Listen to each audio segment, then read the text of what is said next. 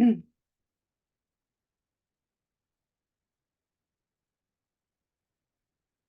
hello, Network for the Kingdom. How is everyone? I hope you guys are just loving this challenge. I cannot believe we are already on day 11. This month is really honestly just flying by like crazy. I'm gonna just make sure that everybody who wants to be here live has an opportunity to be here. And today we're actually going to chat about something that is just a little bit more practical. So let me just make sure we're all good here. Okay. Right. Now, starting to see some of you guys come in. I would love to hear if you guys are watching this on the replay. You can go ahead and just write hashtag team replay. If you are here live, then also welcome, welcome, welcome. So we have been getting just all of this amazing teaching just over these last handful of days. I know my husband went, he's been doing the last couple of days. We've been having some things going on at the house, but he's always holding it down, which is incredible. So today let's start off with some prayer, and then I want to talk to you about some housekeeping things, and then I have a special offer for you guys today, actually. So I'm going to let you guys know that ahead of time, but you have to watch them to the end. I'm going to let you guys know what that special offer is, and we're going to talk some practical things today. So I'm super excited. All right. So, Father, we just thank you for this day. I thank you, Lord, for day 11. I just thank you, God, that you are in control of all of this, God. I just pray that your will would be done, that each person that would listen would feel, that sense of urgency, Lord, to write the book, to launch the business, to do the things that you are placing within their hearts to do. And I just pray, God, that you would just give them a grace on the time to be able to take action, to start putting their dreams into actions, Lord God. And so we bless you in Jesus' name. Amen. All right, guys. So I see some of you guys are here live. Hello, welcome, welcome, welcome. Today we are actually, well, really quick, a couple housekeeping things. One, we are on day 11. We are going for 31 days. Yes, even including Christmas and all of that. So that'll be interesting. But we always do this during December mindset reset because we want you guys to start to get into the idea, knowledge, and understanding of what is coming up in the new year, because we are a lot of times we'll go into the new year and we're like, hey, I want to achieve this thing and I want to do this goal. And, people will start setting their goals. But quite honestly, by the end of the year, we look at that and we think back to, what were we thinking 52 weeks ago? And when we get to that point, we're like, well, someone's like, okay, well, I did good here, or I did good for 30 days or for, 60 days, but then what happened, right? A lot of times we fall off along the way. So what we want to do is we want to enable and empower you guys to keep going in the process, to not give up, but to start ahead of time, thinking about what are the things that I've done, that need to be done differently, right? How can I go about this in a way that is different so that way I can truly have the impact that I want to have? God has placed a dream within each and every one of our hearts. So, I one of the things I love that is in the book, and it's a quote that my husband found, and I think his name is Robert Watkins who said it, to give credit where credit is due. But he said, a dream without, I believe it was a dream without the funding, or a dream without, you know what, let me pull it up, because I don't want to butcher the quote, but it was super impactful. And he said, Robert J. Watkins says, a dream without resources is a nightmare, right? So I think a lot of us find ourselves maybe in a similar situation where we're like, hey, God had put this dream in my heart, but I feel like I don't have the resources to make it happen. And that has to be the first mindset shift right there, right? You do have resources.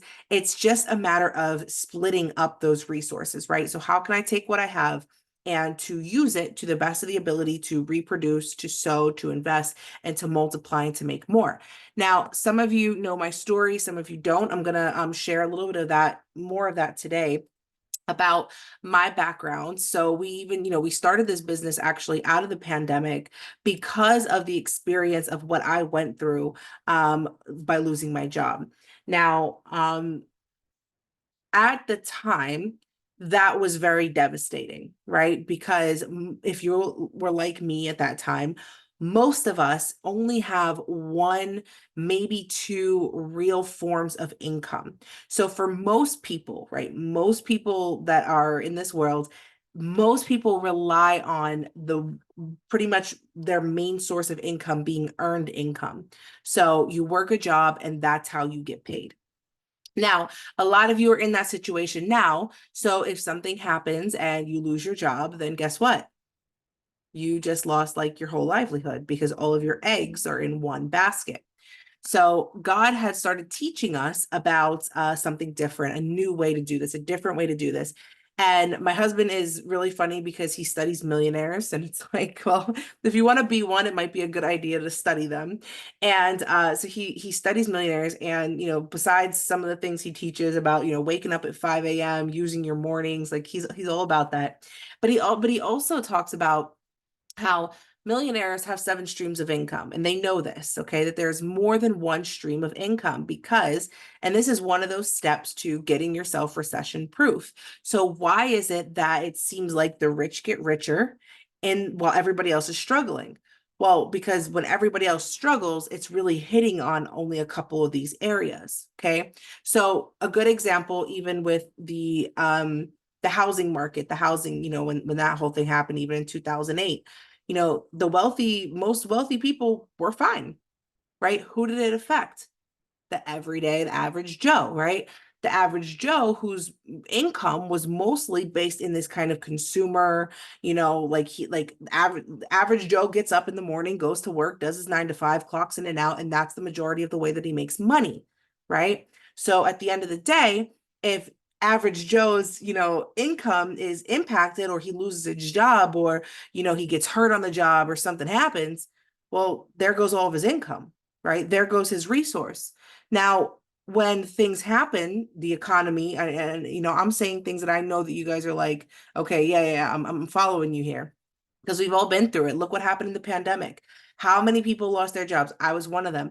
And I was like in tears and crying and oh my God, what are we going to do? You know, because I knew that there were other things, but I never really learned about them. I never really learned so much the value of investing. I just learned, you know, you're going to go to work, you're going to work hard and save your money, save, save, save, save, save, save, save. So it's kind of like the pack rat. It's like, hey, the larger your bank account looks and what you save, the better.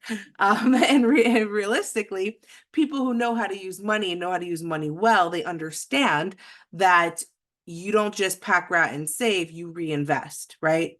And you want to reinvest, and it's called diversifying your portfolio, right? You want much more than just one stream of income. And this really is a way to be able to act as sort of a buffer for yourself, right? So if you have several other ways that you have revenue, you have money. I don't see revenue because that's specific, but if you have income coming, literally coming in, incomes, the financial resources. If you have those, then you're setting yourself up for success in the event that something else does happen. So what are you doing right now to make sure that your house is taken care of? I'm going to ask the question, what are you doing right now? Because most people, their answer is nothing. Is that your answer? Is your answer nothing? Are you like most people?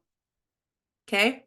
So I'm going to read a couple of these to you. Not going to read them all. You can always research it or, you know, it's going to be in the book as well. But I'm going to read a couple to you. Okay. That first that I told you was earned income. Okay. This is the money you get from working a job. Okay. You work for somebody else, you're basically selling your labor. So what you're saying is when you go to take a job, hey, you want to give me $20 an hour? My time and my labor is worth $20 an hour. That's what you're telling an employer. I already know some of you are ruffling some feathers. Like, man, I'm worth more than that, right? Some of you don't think that. I didn't think that for a long time. I know I was in jobs where I was getting earned income and I was like, man, I know that I could do better in leadership positions and in these other things, but it was under, you know, the rule of somebody else, right? So that number one is earned income, and that is the high. Now I'm going to tell you something about the education system. Okay, those of you who have kids in the public school system, there is a history with the education system and the Rockefellers. Okay. Now, part of the General Education Board, actually Rockefeller, the family, the foundation organization, they gave like $180 million towards higher education. Well, why did John D. Rockefeller do this? Why did he think that, what was the point? Actually, he was a very integral part of creating the school system. So why? Because John D. Rockefeller understood that if I could marginalize and capitalize on resources, I could shift, right? I could shift the money into my favor. I have all this stuff. Then I'm going to create an institution that teaches people how to be good workers. Because guess what? You're going to need people to work for you, right? So when the education system was started, again, having John D. Rockefeller being a huge part of that with general education, he poured a lot of that investment into it because what he realized was he was creating a pipeline for more workers. So what does traditional school really teach you? Teaches you how to clock in on time, how to clock out on time, how to do overtime without complaining, right? Homework, working at home, right? Not getting anything extra for it. It's just required. Guys, I'm a former school teacher, so I'm going to tell you everything I'm telling you is this is what's happening, right?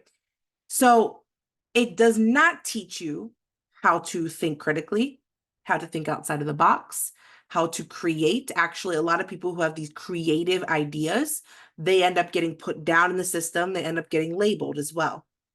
Okay. There's a very specific type of thinking that does well in schools. It is the type that can memorize well. It is the type not that can express outside. I'll give you a good example.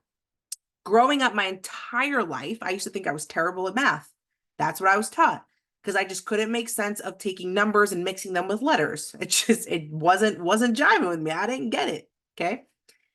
Only to later find out when I would do my tests, I would get points taken off because I didn't do it the way that they wanted me to do it. There's a specific system, there's a specific strategy, and you had to show your work, right? And if I didn't show it that way, I still could arrive at the same answer, but it wasn't the way they were looking for.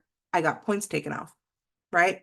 So what I'm trying to say to you is most people, everyone here, I'm pretty sure everybody here, if you did not go to school, right? If you were not traditionally schooled, let me know. I know a lot more people are getting homeschooled these days, or maybe they're doing it for their children. But if you yourself were traditionally schooled, this is what you learned. Okay. You learned I get up, I got to do this, and routine is good. There's nothing wrong with routine. Routine is a good thing. We need routine. It helps us, right? But if you were creative, if you were outside, if you did things in a different way, right? You did not do well in a traditional school system. Now, the school systems, especially here in, like, let's say New York City, for example, they started to expand and they would create magnet schools and these other charter schools and these other things that were trying to fill in the gaps of the public education system. Well, for a lot of people, again, the public education system is exactly what it is, a system that is not going to encourage entrepreneurship. Now, a lot of you who are listening right now, you again feel a call to entrepreneurship. God has called you in this direction. Now, for a lot of you, it might feel scary, right? Because you're not really sure, like, what are the steps I need to take? What do I need to do? What if this fails? And what it does is it creates a trust and a reliance in your 9 to 5. So you're trusting and relying not on yourself or your own ability, right? God, the Bible says that he gives us the ability to create wealth because our most valuable asset is our time, even over anything else, right? And the value that we place on our time. But above all, we believe that there is security. There's security in these things. There's security in, hey, I'm working a job. And this is toxic work culture. But if you mess up in your job, how many of you have been afraid to lose your job? If you take off too many days, how many of you have been afraid you're going to lose your job? If you didn't perform in a certain way, how many of you are afraid you're going to lose your job? Anything that you are in fear of, you are enslaved to. I'm gonna say that again because I don't think you guys caught that. Anything that you are in fear of, you are enslaved to. Okay. God did not create us to be slaves, right? God created us to be conquerors, to be victorious, to have freedom. And I believe a lot of people now struggle with this thing between, hey, I know that I'm called to ministry, but I also feel this call to entrepreneurship. But it's a struggle, right? It's every day, it's a struggle. Now, I'm not saying some people, listen, if you have a 9 to 5 job, that's okay. Like God calls in certain seasons where there's things we learn. I learned a lot when I was in my 9 to 5. There's a lot of things that God taught me just about work ethic and excellence, but also a lot of healing that had to take place in the way that I saw leadership and the way that I saw finances. But first, if that for a lot of you, that's not the end goal, right? So if your end goal is something else, then you need to keep listening, right? We need to keep thinking, what am I thinking about this? So a lot of us have been trained to believe that our most valuable form of income is from working a job.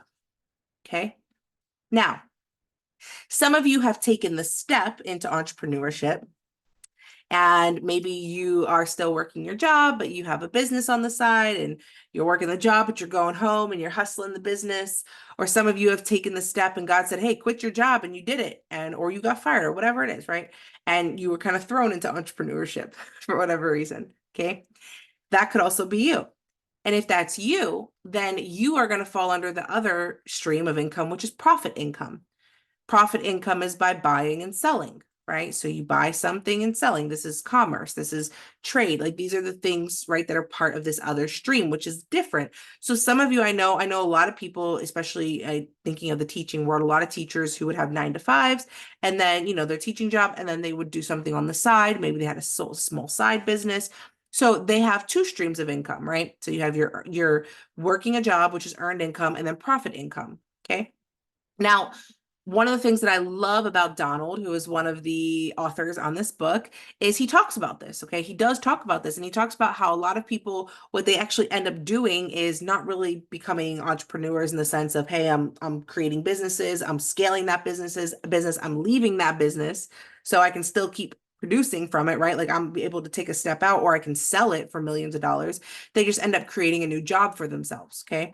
So you're really actually falling into the same one category. Okay. It's not like a second one. Now, if you had profit income and you have stuff coming in, but you're able to get your time back and you're able to step out of that, that really is two streams of income. Okay. So where we're focusing out of these 7 are really on earned income and profit income. And a lot of you, like I said, are in this kind of balance of in between. So for some of you, you need to be able to take that step. You need to go to the next level. You need to be like, okay, I need to open this business. I need to launch this thing. I need to do it, right? I need to know. And God is going to teach you, right? He's going to show you. Okay. Now, we believe, my husband and I, that really the only thing that you need to get started in any of this is a story. Okay. I believe that yes, there are other things when we look at your background. We meet with clients and we're like, okay, what is your background? What is your expertise? What are the things that you're good at? Talk to us a little bit about those things. Talk to us about your education. Like, let's look at all these things. But I'm also interested in your story, because your story is going to reveal a lot about where you're called to go with entrepreneurship, right? Where, especially if you're called to coaching, who are you going to coach? Who are you going to help? Okay. Launching a business is about solving problems. If you can solve a problem, you got a business. Okay. That might be in the form of coaching. It might be in the form of a product. It might be in the form of something else, right? But predominantly, if you can solve a problem, you got a business. Anyone can do this stuff. Okay. Honestly, I really believe anybody can do this. If you have the discipline, you take the steps, you do the thing, you invest in the right ways. Absolutely, you can start a business. It's not rocket science. It's quite easy to do. All right. And one of the things is that we want to help people to take that step to launch a business, because for those of you who have had this, like, okay, I have this call to ministry, but I also know that I have my job. A lot of people struggle to balance in between the two, right? Either they're relying on ministry to pay for things, or they're like, I want to go and take time off. I want to go here. I want the freedom of my time. Because again, it all comes down to time. So if you don't have freedom in time to go on a missions trip or to go fly somewhere to give a presentation or to minister somewhere, right? It's going to be very difficult for you to go full time into ministry. So you don't have to give up one for the other. And what I mean is I really like Paul is, I think, a wonderful example of this. Paul was a businessman. A lot of people are shocked to hear this. Paul made tents. He was a tent maker. So Paul very well could fund his own self. There were also times, yes, Paul did take, I don't want to say take, but he received, from the church, right? So if I'm speaking to you and you know that you have this call to ministry, but you also have a call to entrepreneurship, then this is for you. Then you need to listen closely because you're going to need a business. You're going to need something that's bringing in a stream of income, right? So you can go do all the other things. Now, those of you, again, what we teach books to business. We teach write the book, use the book to launch your business, to launch your movement, do something with it, okay? Do something with it to develop, to get your audience, to get people to know you. Now, in order to be able to do that, you need other streams of income. A book is royalties. That's another stream. Royalty income is from other people, right? It could be other people using your work, right? So like, let's say you publish, it's considered royalties, okay? Amazon has like a really weird way they call it royalties, but it's still kind. It's a little bit weird how Amazon works, but we could call it royalties. So other people using your work. Okay, that's another one. Again, millionaires understand this. You don't have to do anything at all for that. You launch a course, you get that course going, get it online. You can make money while you're sleeping. Let ads work for you. Let the things work for you. Set up the stuff on the tech, right? But all of this is a process. Okay. So you need to have more than one stream of income. Some of you here have rentals, right? Or you have houses. Rental income, right? The income that comes from renting out a property is another form of one of the 7 streams of income. Now, again, these are things that millionaires understand and know, and this is why they do fine when there's a recession. In fact, this is why they actually prosper while everybody else is struggling, because they have several streams of income. But you need to start with one. You need to take what you have, invest it into another. A lot of you guys are just stuck in this like, okay, how am I going to make ends meet? Okay, I'm waiting for that next paycheck. I'm relying on that taskmaster, right? I'm waiting for the next thing, waiting for the next sale, waiting for, right? So you need more than one stream of income. When disaster strikes, when things happen, okay? If you only have one or maybe even two, you're setting yourself up to lose a lot of what you have. So what do you already have? And how can you then invest to produce more and take what you have and invest it again elsewhere and invest it again elsewhere, right? Millionaires don't keep all their money sitting in a bank collecting dust. They invest it in places and people and in things. I'm going to say that again because you guys are not getting me this morning. Millionaires do not keep their money sitting in a bank collecting dust. Yes, there's interest, right? You can collect interest, right? It's a very slow process, like 1%, okay? What do? They take their money and they invest it in people, places, and things. So I'm going to ask you guys a question. How many streams of income do you have? And how tied is your income to another person? How much does your income depend on another person? So a lot of times, like when you're building money, you're building wealth, you're doing these things, you're also thinking about the risk that is involved. Now, a lot of people will tell you, there's too much risk in opening a business. Don't do that. Don't open that business. It's too risky. Go to work, do your 9 to 5. Actually, it's more risky to go do that than I think it is to open a business, because you're going to know within the first couple of years if your business fails or not, right? You create an exit strategy, do what you got to do. Okay. But you are at more risk, okay, to not have another plan, to not have more streams of income coming in. Okay?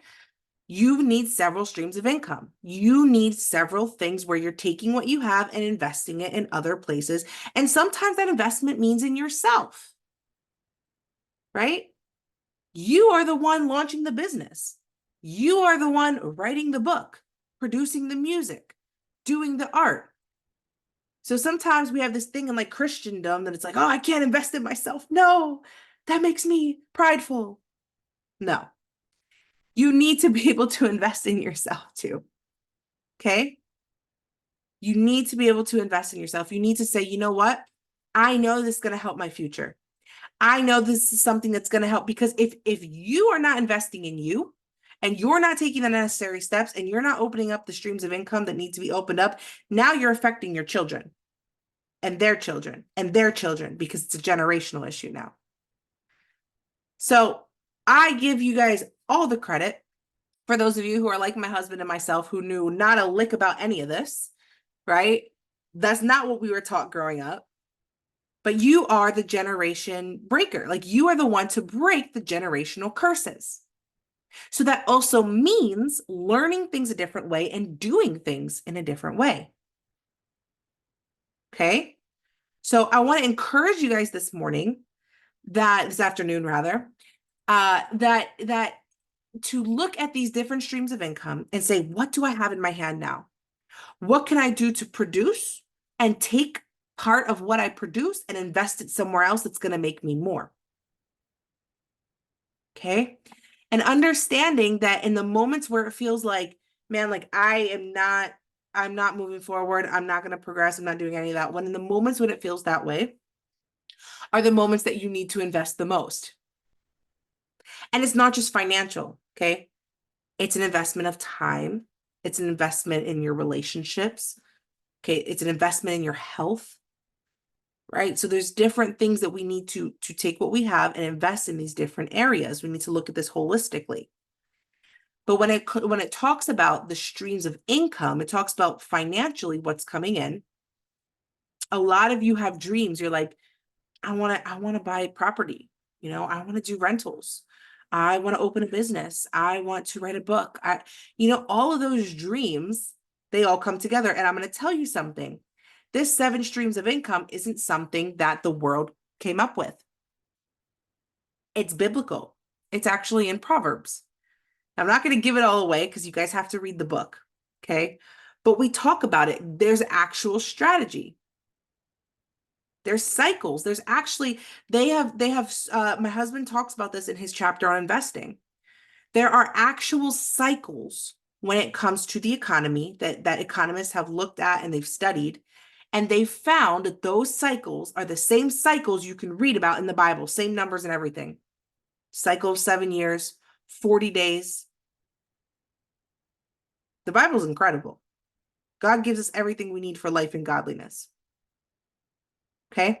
So all of these things are literally principles. They're things taken from the Bible, and they're true, and it's living, it's active. So if you're struggling or you're in that situation, you're like, I don't know what to do. I'm telling you guys, don't wait for the next thing to happen. Don't wait for that. Because honestly, I don't think I'm talking to anybody here who truly is like, yeah, Uncle Sam's got my back 100%. I don't think anybody here thinks that. Okay.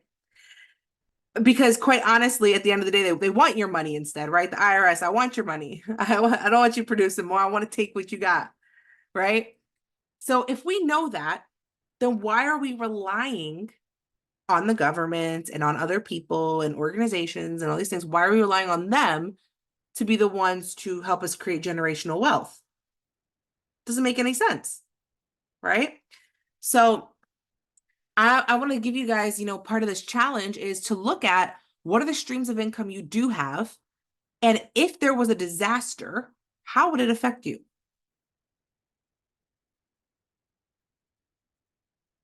What are the streams of income you do have? And if there was a disaster, how would it affect you?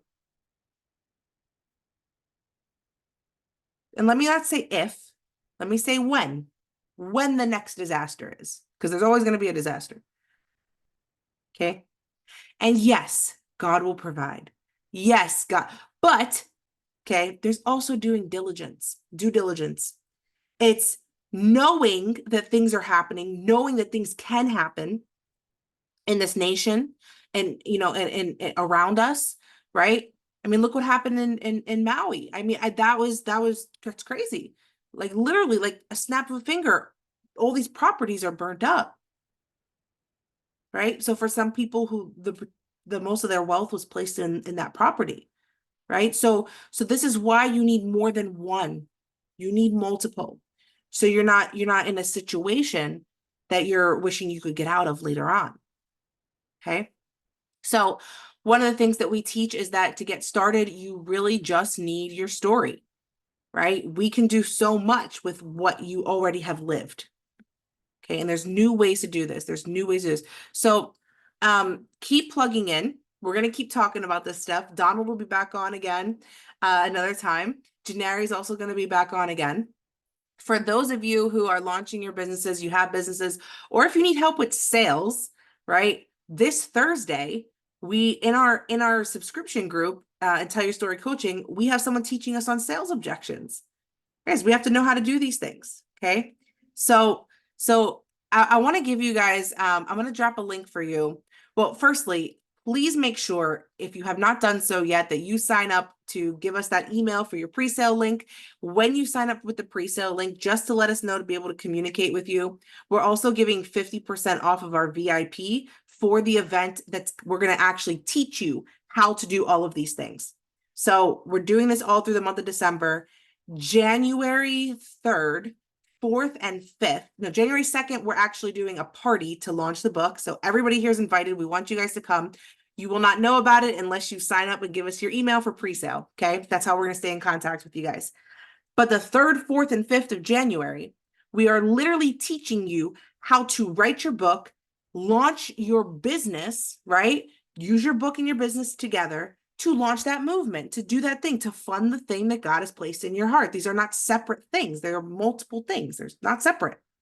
So we're going to be doing that over the course of those few days. If you sign up with the pre-sale link, okay, you don't have to pay anything. You're just giving us, your information so we can contact you. If you do that, then we're offering 50% off to all those people, only those people, for VIP for that event. You're going to hear from me. You're going to hear from my husband, right? You're going to hear from Donald. You're going to hear from Gennady. Okay, Gennadi's the one, she's actually going to be teaching our group on Thursday about sales. She's a high sales executive for Sony. She knows how to have conversations. You got to know how to talk to people.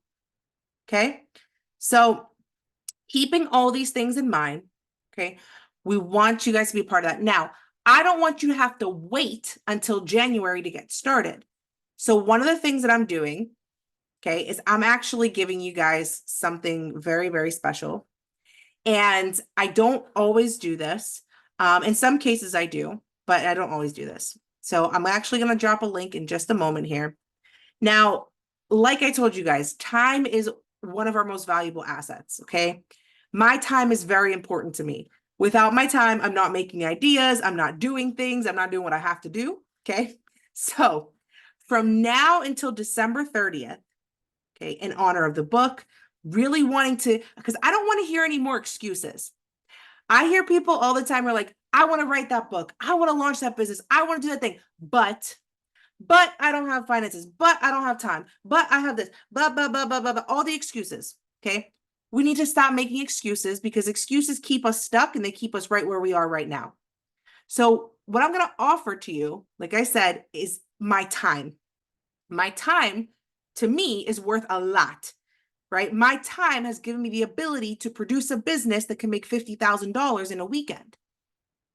Okay. So what I want you to be able to do is to learn how I did that and do it yourself, because I want you guys to be successful. So from now until December 30th, I'm offering one-to-one sessions. Said my time is most important. One-to-one sessions for 15% off. You can grab the link there. You want to join me and you want to learn and get to know and do some of this, get started on some of this work. You don't want to wait until January. Let's talk. You know, I want to help you guys get your stuff going. I want to help you guys get moving. Okay. I'm only offering this now until December 30th. And there's not an amount like you can, if you want to do 10 sessions, you go ahead and book 10 sessions at 15% off. Once December 30th comes, I'm cutting it off and that's it. And we're going back to our normal price, which actually our price has been increasing because our time. Okay. So those of you who have coached with me, you know that this is valuable. Okay. We've had breakthroughs, like crazy breakthroughs. Like people are like, man, I've been questioning this thing for like 15, 20 years and we just figured it out in one session. These are super impactful. Sometimes it's all you need to keep going. So I'm dropping that link for you guys there. Want to see you guys jump in. Let's do this together.